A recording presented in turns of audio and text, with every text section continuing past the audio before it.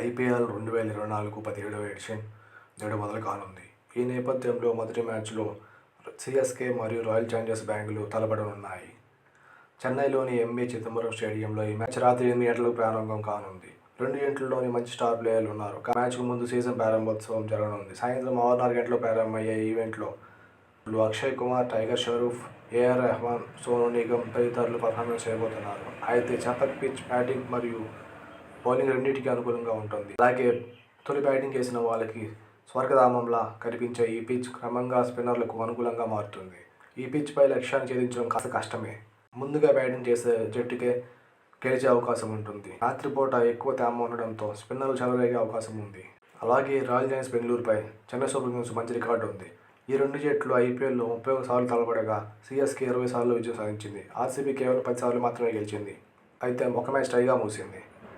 ఇంకా ఎంఏ చిదంబరం స్టేడియంలో ఇరు జట్లు 8 మ్యాచ్లు తలపడగా అందులో సీఎస్కే ఏకంగా 7 మ్యాచ్ల్లో విజయం సాధించింది. ఒక మ్యాచ్లో మాత్రమే ఆర్సీబీ గెలిచింది. ఈ మ్యాచ్ సందర్భంగా ప్రధానంగా పలువురు కీలక ఆటగాళ్లపై ఎక్కువ మంది అభిమానులు ఫోకస్ చేశారు. వాళ్ళు ఎవరెవరు ఉన్నారో ఇక్కడ చూద్దాం. మహేంద్ర సింగ్ ధోని తన కెప్టెన్సీ బాధ్యతలను వదులుకున్న క్రమంలో ధోని ఫ్యాన్స్ అందరూ మధ్యలో ఒకటే ఆలోచన ఉంది. ధోని ఏ ప్లేస్లో బ్యాటింగ్ వస్తారని. ధోని ఇప్పటి వరకు ఐపీఎల్లో 250 మ్యాచ్లు ఆడగా 39 సగటుతో 5,082 పరుగులు చేశాడు. అయితే లాస్ట్ 3 సంవత్సరాల్లో 5, 6, 7 స్థానాల్లో బ్యాటింగ్ దిగిన ధోని త్వరగా వీలైన పరుగులు పూర్తి చేస్తున్నాడు. చూడాలి ధోని ఈ సంవత్సరం ఏ ప్లేస్లో బ్యాటింగ్కి వస్తాడు. విరాట్ కోహ్లీ 2008 నుంచి ఇండియన్ ప్రీమియర్ లీగ్లో భాగంగా ఉన్నాడు.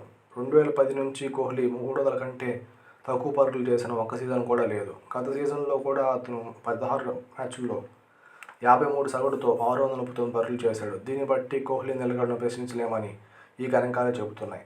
ఇన్నింగ్స్ స్లోగా ప్రారంభించి చివరిలో అదిరిపోయే విధంగా బ్యాటింగ్ చేస్తూ మ్యాచ్ గమనాన్ని మార్చడం కోహ్లీకి అలవాటని చెప్పవచ్చు. రుతురాజ్ గైక్వాడ్ ఐపీఎల్ 2023 రుతురాజ్ గైక్వాడ్ 16 మ్యాచ్లు ఆడి 590 పరుగులు చేశాడు. ఈసారి అతను మునుపటి కంటే మెరుగైన ప్రదర్శన చేస్తాడని భావిస్తున్నారు. ఎంఎస్ ధోని సీఎస్కే కెప్టెన్సీని వదిలిపెట్టి రుతురాజ్ గైక్వాడ్ జట్టు కమాండ్ను అప్పగించినందుకు ఇప్పుడు అందరి కళ్ళు అతనిపైనే ఉన్నాయి. రచన రవీంద్ర ఐసీసీ ఓడిఐ క్రికెట్ ప్రపంచ కప్ 2023 సందర్భంగా రచన రవీంద్ర మొదటిసారిగా వెలుగులోకి వచ్చాడు.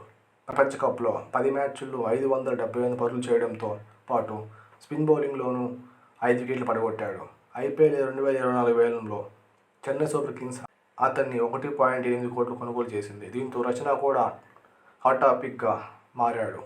ధోని కెప్టెన్సీ బాధ్యతల్ని గైక్వాడ్కి ఇచ్చిన క్రమంలో అందరి చూపు గైక్వాడ్ పైనే ఉంది. చూడాలి ధోని తన పైన పెట్టుకున్న నమ్మకాన్ని గైక్వాడ్ నిలబెట్టుకుంటాడా లేదా.